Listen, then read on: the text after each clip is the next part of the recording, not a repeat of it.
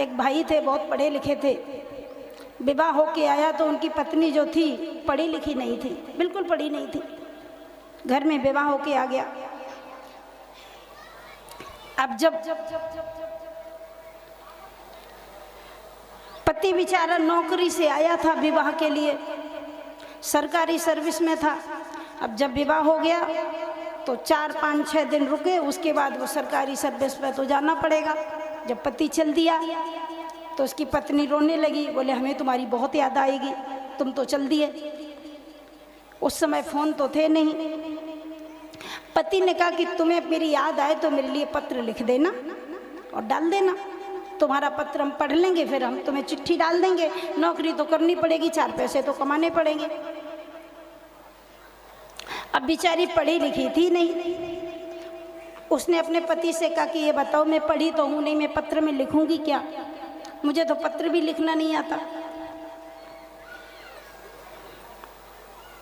पति ने कहा कि तुम कुछ मत लिखना, एक कोरा कागज लेना, उसके ऊपर बस इतना लिख देना, हे मेरे प्राणनाथ।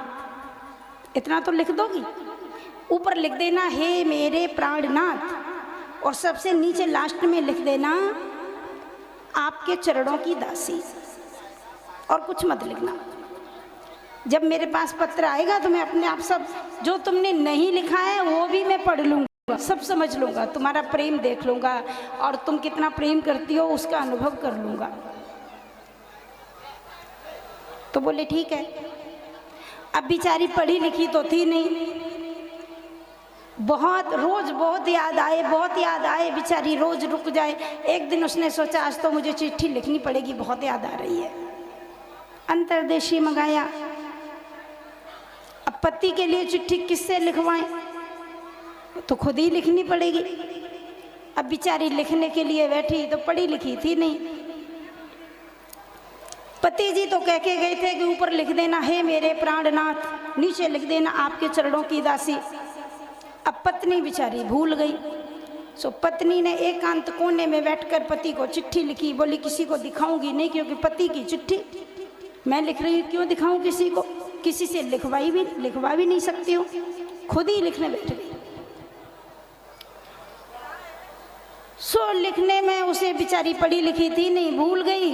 पति बोल के गए थे वो लिख देना हे मेरे प्राणनाथ। सो ऊपर उसने लिखा हे मेरे चरणों के दास, भूल गई।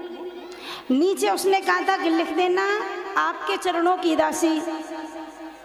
सो ऊपर उसने कहा हे मेरे प्राणनाथ, आपके चरणों की दासी। पत्नी ने लिख दिया उल्टा। पत्नी ने लिखा हे मेरे चरणों के दास, तेरे प्राणों की प्यासी। चिट्ठी लिख दी। बेचारी पढ़ी लिखी थी नहीं। कहने का मतलब यह है जो पढ़ा लिखा नहीं है उसका भी सम्मान करना चाहिए, क्योंकि उसका भाव तो अच्छा है।